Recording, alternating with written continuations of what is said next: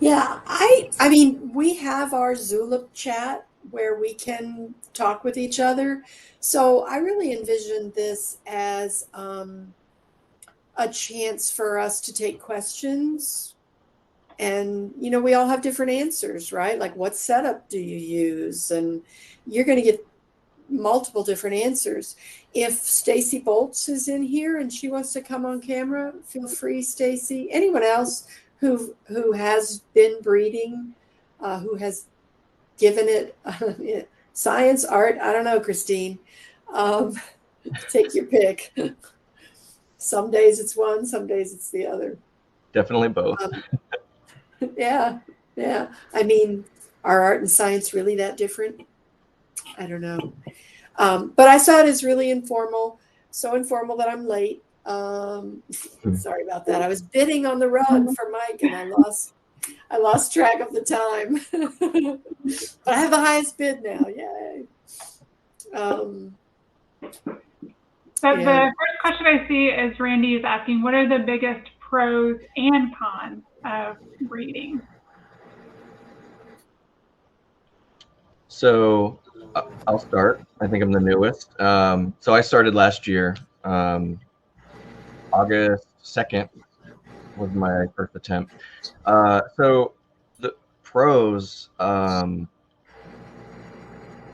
it feels like you're doing something good for the world and, for the crabs, and it's fulfilling in that way. I haven't had any to land yet. I imagine that's quite the feeling. But one of the biggest cons is sort of the opposite. It can be a little discouraging when you don't have the success that you expect or hope for. And just staying motivated and upbeat about it can be one of the toughest things, in my opinion. 100%. Yeah, and I would say also sort of the pro now is that we have this whole community and we can work together. We're not all alone. But the con is also you sometimes feel all alone because you're just it's still all on you. You still have to make the decision. Nobody can tell you what to do. You have to use your best judgment, and that's scary sometimes. What about you, Darcy?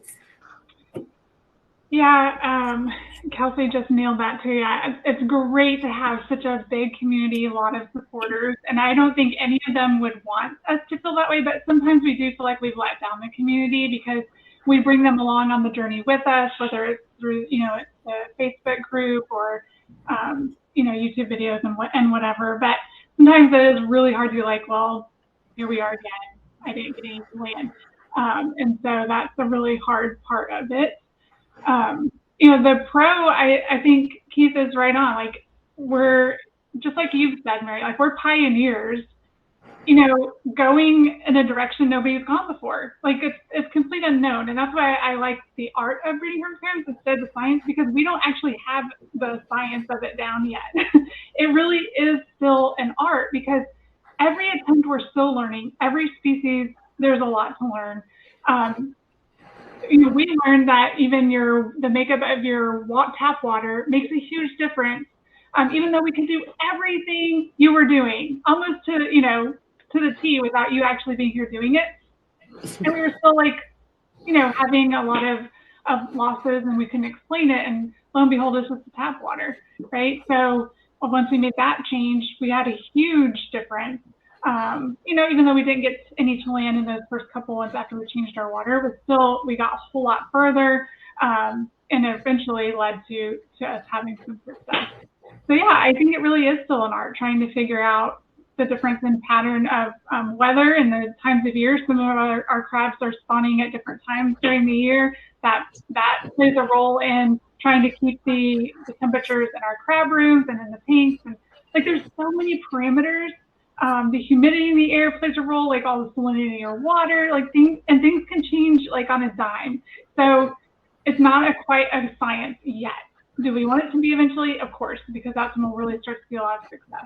But currently is still trying, documenting, sharing, and growing and learning from there. So to me, that is a pro to be a part of that, to be able to say, like, even though I haven't succeeded, I have notes, I have data, I have observations that are leading us closer to making this a science, leading us closer to making this something that's replicable, or to reproduce it in a lot of different houses and what have you. So that part is really, really cool. It's pretty awesome to be a part of new findings that really advance us, like being able to ship Zoe.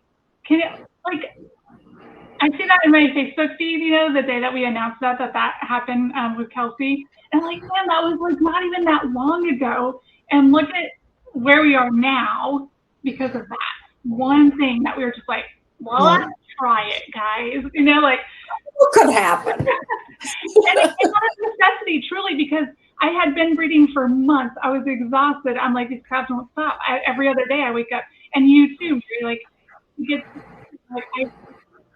I just physically cannot continue, and I don't want to lose the chance. And so we're like, well, may as well try. No better time than now. And then look, see what happens. Yeah. So those are all pros, even though, there's the inevitable negative side of, did you actually get implanted? And it's like that's always in the back of your head and whatnot. But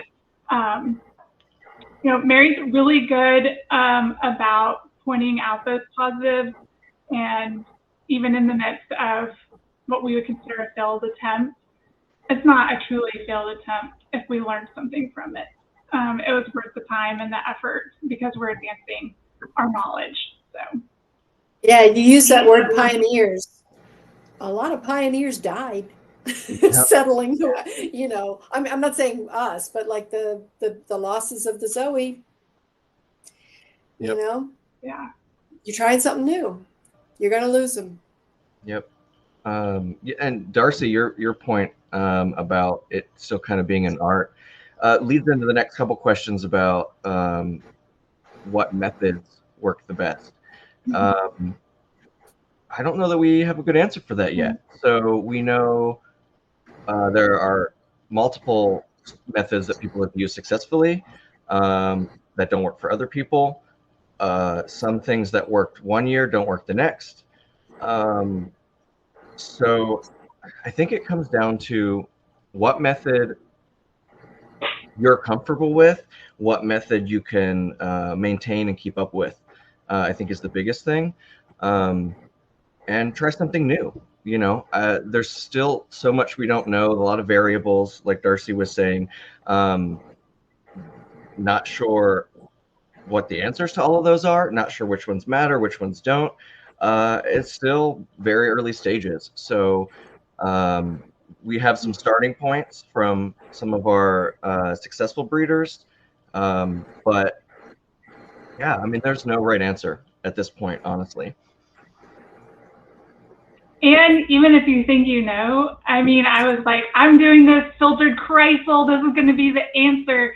And then things happen, and my filtered Kreisel kept overflowing, and, the net was getting clogged, and I'm like, nope, this is not working. Going back to you have to just be ready to kind of pivot and try something else. And that's where the community comes in handy, I think. And the fact that we've tried so many different ways, because if one's not working, let's try something else and just see if that helps.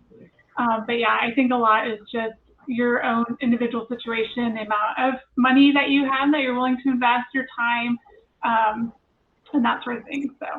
And your emotional, your emotional resiliency, because we should, in terms of our research, we should almost research the emotional journey, because in the beginning you're like, oh, they're amazing, I'm good, I'm doing so great, they're all going to come, I'm going to have 2,000 babies, it's amazing. And you can almost track the progression of your emotions, and by the end it's really scary, like you see them start to dwindle, and you think, or you try too many things, and then they start to die because you've tried too many things, because you've panicked, and Yeah, so definitely you need to be able to keep an even keel as much as possible. Um, it's hard. I consider myself to be fairly emotionally stable, and it takes a huge toll on me. So yeah, it's not for the faint of heart. There is a pinned question from Larissa Meeks. I did look into that when you gave me the link before. It there are it looked very interesting. It looked like a very cool project for them. I'm not sure what they do works for us. Ours go through so many molds, and their crabs are. Um, I don't understand. I don't know all their larval stages, but I suspect that they're not as many or as complicated as ours, and they are aquatic animals that stay in the ocean. Ours are start as aquatic animals, but have to then come out. So maybe in the beginning their methods would be good, but we're all pretty good in the beginning, really. I mean, most people get to day 10 at least. It's after that that we start to really hit the roadblocks. I think for me, the transition tank, the part of, from the aquatic to the land part is the toughest part of it. But so hard. Yeah. And we have a lot of people who haven't even gotten to that stage yet, despite their best efforts. They haven't even gotten to megalopa yet, despite trying many, many times. So good luck. You get that far, then you got another hurdle. Yeah. So. And it's so completely different. It's like I had done so many of those first stages that by the time I had finally gotten to the land part, I was like, this part's going to be easy. It's got to be. It was so hard. This has got to be the easy part. And then I was like, oh, Lord, that part. That was I remember we brainstormed so many, get the light closer, make the water shallower, push them around, scoop them up and put them on the ramp in a batch of shells, increase the bubbler, decrease the bubbler. Like we were trying everything. Yeah, truly. Somebody asked what got us started into wanting to breed, and then I think there was a kind of a follow-up, I think, that goes with it. Like, how long do you need to have kept crabs? Do you need to be some sort of expert before you get into breeding? So kind of think those go hand in hand. Yeah, I don't know that there's an answer. Whenever you want to try. It helps to be somewhat familiar with the crabs in general, but I think whenever you feel like you're ready to try it, I mean, go for it. Any new experiences can only help us at this point. So I don't know that there's, no one's gatekeeping raising Zoe. Right. Give it a shot. You might be the one that figures it out. Yeah, I mean, what got me into it originally was, of course, inspired by Mary when she got her Saline and going to the very first CrabCon to adopt. And then that pretty much planted the seed for me and my girls. And we're like, well, if our crabs ever give us Zoe, like, we're going to do this. We're in it. And then lo and behold, I did, of course, pretty quickly start mating and giving us Zoe. So there you go.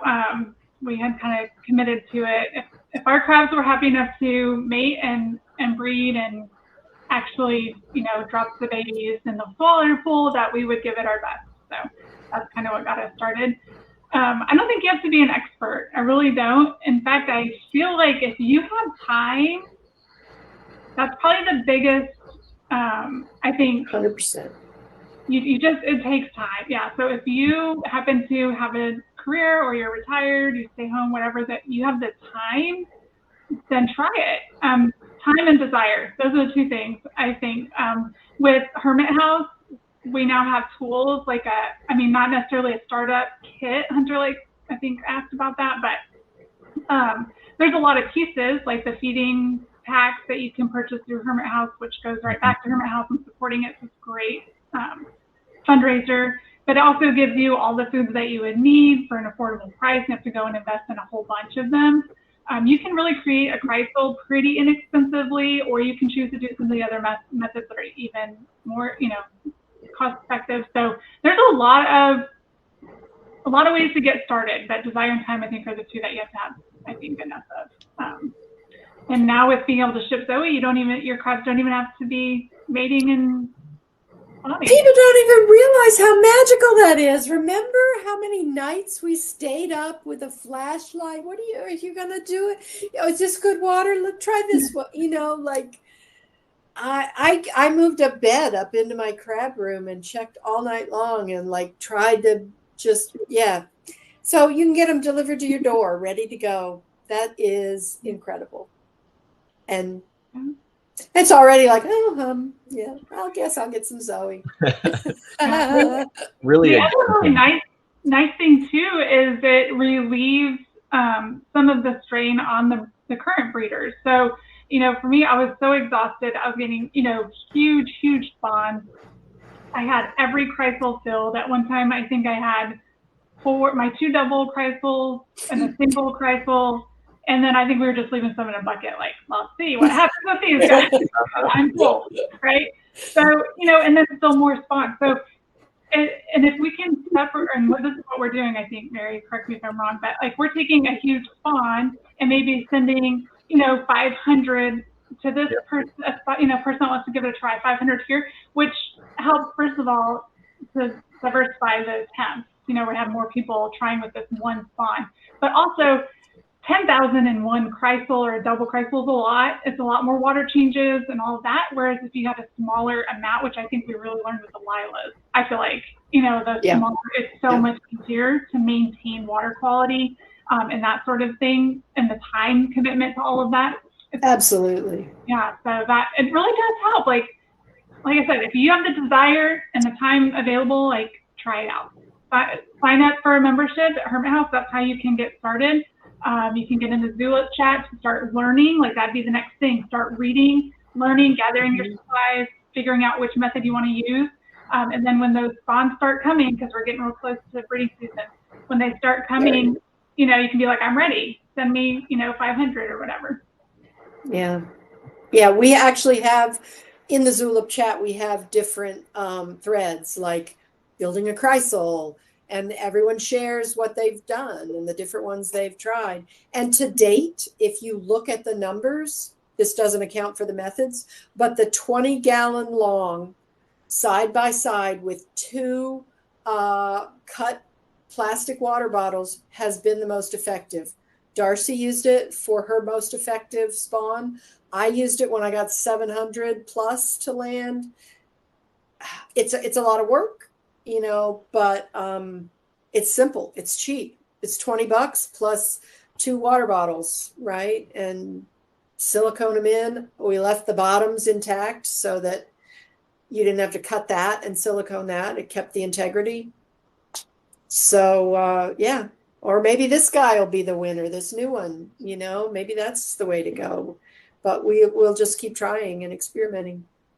Yeah. And I've also been keeping a kind of a guide, assembling all the things we talk about and the things that people have tried, with links to different foods that people have tried, summaries on different Kreisel builds and stuff.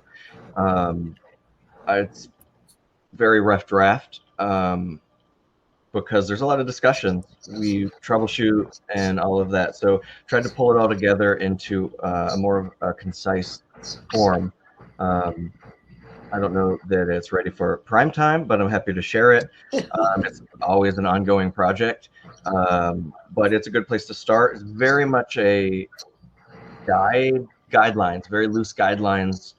As we said, it's something works different for everybody, but it's a good place to get started. So if anyone is interested, all that information is in the Zulip chat as well. So I'm happy to share that. Last year, I had so many. I had them in just a plain plastic bin for at least 16 days, and they were doing fine. They were, so if you want to try and see if you get the bug and it comes out of the blue, you can still just put them in a plastic bin with a bubbler and a heater. And when you get the bug, you'll be like, oh, I better make something better. And you can do that. But it's a good way to get started and test it out. Yep, you never know. We had a question about how long did it take until you were successful the first time? To be determined for me, but I just started last year, so this will be my second season. I've gone as far, I want to say 25 to 27 days a couple times, but that's it for me. I did not succeed my first year. My first success, I got 2 to land. And actually, the very first year I tried, my crab didn't even spawn correctly. So I was also sort of in the woods. There was not a lot of information out there for me to follow. I was kind of inventing the wheel it felt like that anyway. Felt like I was inventing the wheel as I went. How about you, Darcy? Trying to remember. It wasn't the first year that we tried, so it was the second, right? I'm not. I don't I think remember. so, yeah. Did you tried in together. 2020 after 2019, right? Yeah. Or was it a year? I don't know. Yeah. Your first success was 2021, so you must have tried in 2020. Yeah, that sounds right. I think we weren't successful year 1, and then year 2, I think, at the end. So we went through nearly the whole second breeding season without success. Yeah. When you were about ready to give up. Sometimes that's the answer too. Like you just I'm just going to do the minimum because I can't. And then they survive, Yeah. And that was, and then we were pretty successful the next year as well. So yeah, I think you learn a lot. Each time you attempt, you learn tons. You gain confidence.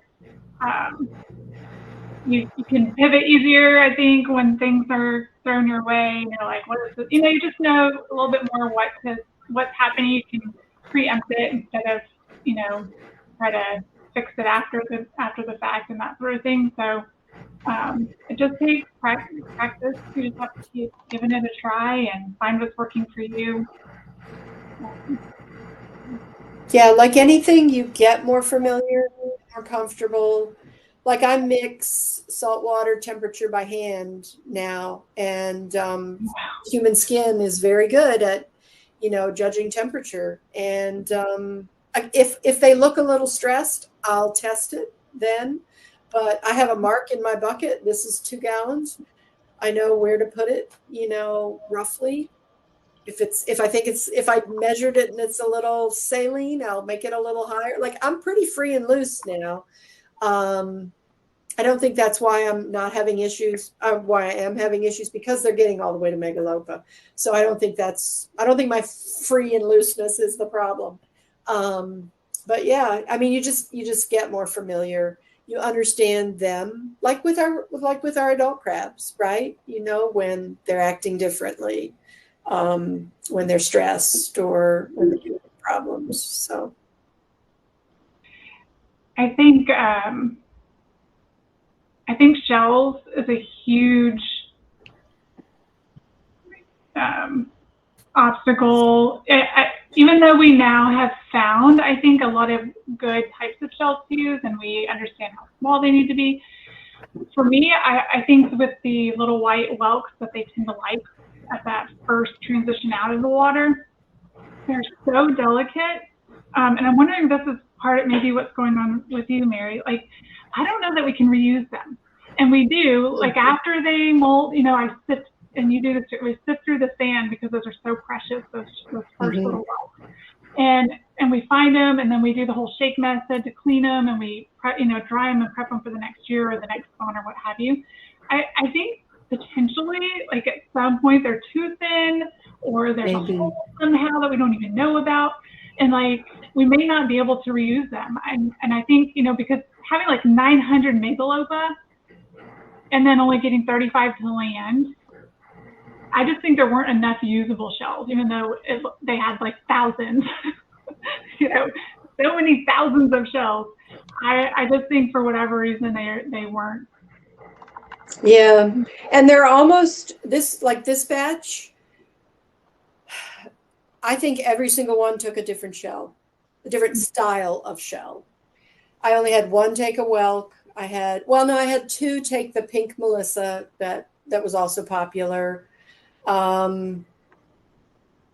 Yeah, a spiral, one of the brown, I can't remember the name of them, but yeah, I think each one took something different. So perhaps as Megalopa, they're as particular as they are when they're adults, about shell. Is it light enough to carry out of the water? Does it fit my abdomen? They don't even really have a traditional abdomen. They have a tail. It's all one length. It's all one thickness through the length. It's not a thing like an adult hermit crab that's fat and fleshy, and they can sort of use that to hold. So they have to be able to hold it, carry it, not lose all the water out of it. I wish I had a way to share a picture, but last night I had one on the end of my finger. It looked like a speck, and it was a crab in a shell, So also it's almost hard to get them too small. You can, but it's pretty hard to get them too small. I wonder if you literally started with fresh shells, like got all brand new shells with the. No. I couldn't do that. I couldn't do that. They're too hard to find. They're too precious. I do add new whelks every year to the ones that I have. I don't think I've noticed if they choose those more readily, but I should try. But yeah, these are gold. These are a library of shells that I've been collecting for 5-6 years. I'll never replace them, like I picked them out of so many different things. Yeah. Yeah, it really is unbelievable how tiny they are. I mean, you have to see it. I don't think there's a good way to explain. I mean, they're a quarter of a grain of rice sometimes, like just the tiniest little things. They're the tiniest ant that exists, right? Mm-hmm. You've seen the very tiny ants. That's what size they are. Yeah, exactly. Oi. Well, and I feel like in the Chrysal, even though they're even smaller then, but still, because the water's clear and there's only water, they're easy to spot. Mm-hmm. Once you get them into the transition tank, and now you've got shells and you have other food and hiding places, coral, rock, whatever you happen to put in there. The bridge itself, and that's the thing that killed me the first time, was so much stuff getting stuck underneath that bridge that I didn't know I should be blowing out of and cleaning under. But yeah, I mean, they're really, and that they have even more, well, I don't know about more, but the water, like so many air stones in there aggravating the water in maybe different ways than in the Chrysal. It's all circular, so it's like it's going the same. It's kind of like the ocean turbulence. Like it's really hard to see them. It's so hard. This morning, this is where I am. This morning, well, last night I had 2 survivors, and I just put them in a little tiny thing because I'm like, I'm in the middle of CrabCon. I got to be able to find them. It was all fresh water. This morning, or halfway in the day, I took them out into my garage and I poured it out. I'm like, where'd they go? They're gone. They're dead. I've killed them. But I left it out there. And I went back, for like an hour, shone the light, nothing. But I still left it. Then I went back 2 hours later. There was one out of a shell that was clinging onto the side, alive. I put him back. And there was one in a shell walking around. I'm like, where were you? It's so easy to throw them out, right? Accidentally. That happens too. So you just have to keep that intense stare, right? I take off my glasses and I'm like, where are they? Even the air stone, when you pull the air stone out, you have to examine it and make sure there's not one clinging onto it that you're going to kill, right? Like they're so hard to see. So good eyesight would be another requirement.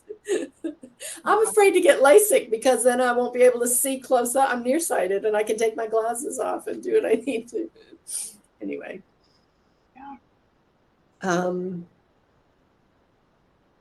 Yeah, Kelsey, that also, who knows? Did we just lose track? I wonder about that with the Perlatus that I had last year that I'd gotten so far, and he looked so good. And then one day he was just gone and I couldn't find him anywhere. And how long do you keep it going when you can't even see if there's a crab there anymore, right? When you're exhausted at the end of the journey and you're dispirited, right? Do you keep?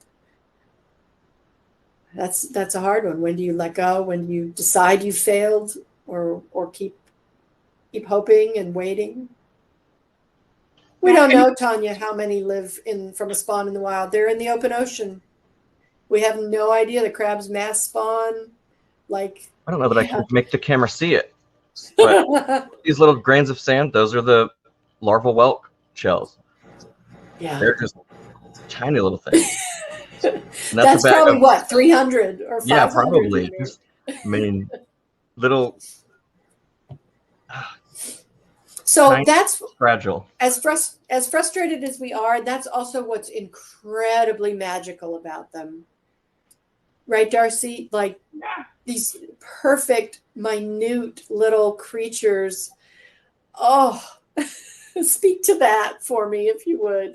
I know, it makes me want to cry, actually. Like, it's really awesome to be a part of, like, their life. Like from the spawn, you know, I'm sure you do this too, but like I talk to them, like, all right, babies, we're getting you out of the big pool day. We're putting this clean pool, you know, and, you know, then you're feeding me like, it's breakfast. Come on, guys. You know, and when you zoom in, you know, or you pull some under a microscope and you see their eyes, you're like, you're making a difference for these guys, you know, and all hermit crabs, you know, globally. So I don't know that you can appreciate it. I know everybody that supports us, like, they appreciate it. I think they get it, but until you're like really in it and you see them, living creatures responding to what you're doing, growing right in front of your eyes, metamorphosizing, like truly changing through these stages. And then when they actually come on land in those tiny little shells and you get to hold them and they peep out of that shell and look at you, you're like, melt, literally melt. Like, how can this happen? It's a miracle. It really, you're like, I was a part of a miracle. Like every day that you wake up and you go out and look again and they're still in there doing it's a victory every single day, every 8 hours, every 2 hours. You go out and you check and they're still there. They're doing good. They're still alive. Yeah. It's worth it. So it's magical. Mm-hmm. It's also terrifying and disheartening, but it's magical. Let's just focus on that for right now, because it makes it all worth it. Little shelled miracles. I think that was you that said that, Darcy, if I recall. Yeah. They truly are. And I think they are in the wild. I think that the ones that make it on land in the wild are also miracles. As a grain of sand. Yeah. Mm-hmm. Like how they don't like get eaten in the ocean, and I mean, they're miracles no matter what. Like how in the world this process happens naturally or in our house is just completely mind blowing. Yeah, and once they're on land, they are a hermit crab. They have all the structures. If you could see them under a microscope, like Dr. Tudge showed, they have the CD. They have everything, just in miniature, in absolute, miniature. And we don't think about that sometimes. How, the world goes on a microcosm, this tiny level, but you get a glimpse of that when you raise them, and then you get to see them grow, right, Darcy? I mean, like a year later, they're only this big, but they're perfect little crabs, Yeah, Yeah. You're like, oh, are you pinching me? That's cute. That's cute. Yeah, it was like, that's for all those siphoning through a straw you did, Mom. Right. Payback.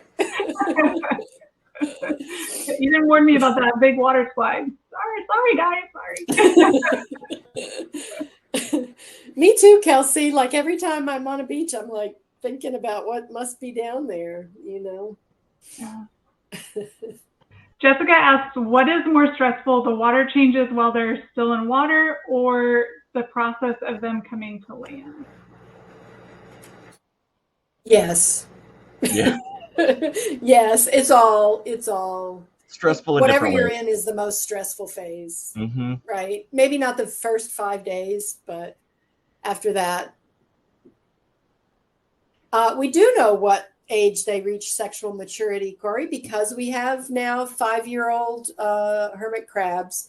At 3 years, I saw my first captive bred babies display mating behaviors with the adults. They were not mating, but they were like practicing. The females were kind of letting the little baby males stroke their claw, and they were like, "You're cute, yeah." But and then the next year they carried eggs. The female captive bred babies carried eggs. So at 4 years, at least in my case, and you got to figure they're getting primo food, they're growing the fastest they could probably grow, even if that, because they're not having any hardships. So it might be longer in the wild, but or it may be faster because we don't know.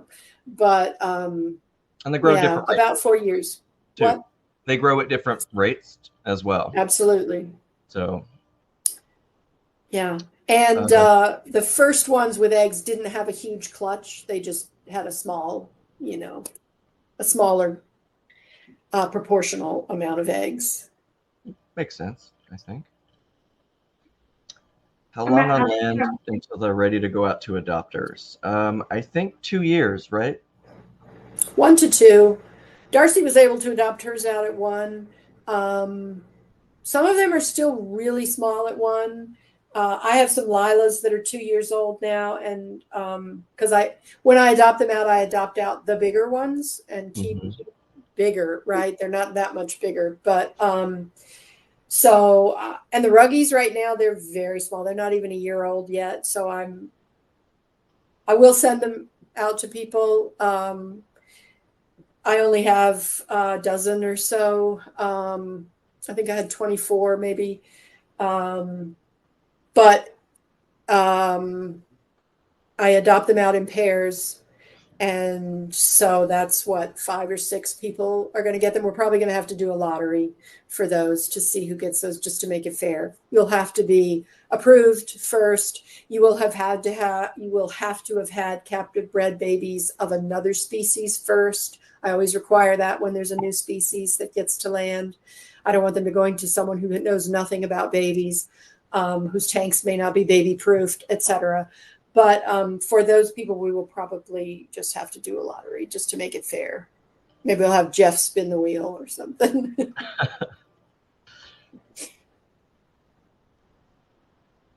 And hopefully we'll get a whole bunch this summer. And so then in a year, we'll have a bunch. That's the goal. It's the goal every year. I'm optimistic. It's going to be my year, I think. I think it might be.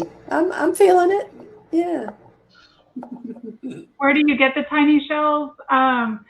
Mostly Etsy shops is where I found mine. The little tiny lightning whelks are you can find on Etsy, or you can also get the castings and then break them open. I think that's where you got your first ones, right, Mary? Jeannie Singhass picked the first one. She went out to the beach and she found them and she picked them out. And she was the one who I didn't even know they were a thing.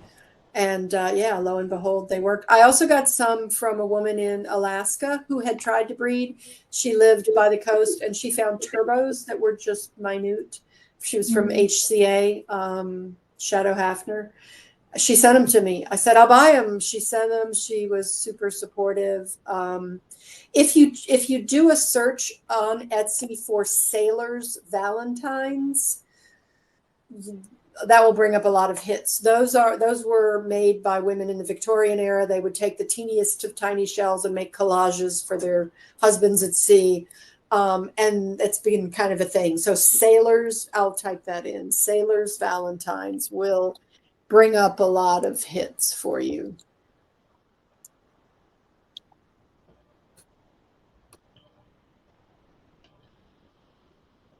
Spelled it right.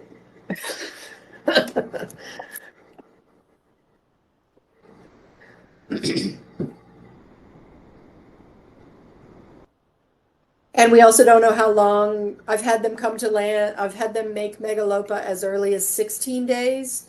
I've had them make Megalopa as late as like almost 30 days. These guys were very late. They got a slow start because Lana didn't have anything set up, and we had to transport and get them. And maybe, you know, we believe too that the babies go through several stages even in the egg, and we believe that females may wanting at different stages, because I've had some brand new spawns that were big and colorful and beautiful and looked much older, and I've had ones that were so tiny I could barely see them. Same species, you know, so there's a lot of variables we don't really know, but pretty quickly, Jessica, almost right away. They wear something to come out on land, and then they almost within a week or less, sometimes within hours. Some of the larval whelks are sinistral shells, so they actually curve in the wrong direction for a land hermit crab. Doesn't matter for a megalopa because they haven't morphed yet, but once they come on land, they're probably going to want to go to a regular right-handed shell quickly. But the size difference is minuscule. A lot of the ones that I provide just in case that nobody ever takes, because I think they're small enough, but they're not, are the right size for the second shell. Sometimes I think that whelk is just so light that it's what they can carry from water to land. But they, you know, they get strong enough or whatever once they are on land, like you said, even just for a couple of hours. It's really quite amazing, I feel like, how quickly they change. And they don't always, at least for me, they didn't always all vary to molt. Like sometimes they molt so quickly and then go into that new shell, like on the surface. Yeah. Or in the moss, or in the moss a lot, I feel like, which I didn't these like guys see them. Right. These guys I've noticed, have been digging down a little bit, but you can still see their shell. So they're just barely under. I'm quite certain they're molting, and then they come up and they're pretty bright red. They're nice.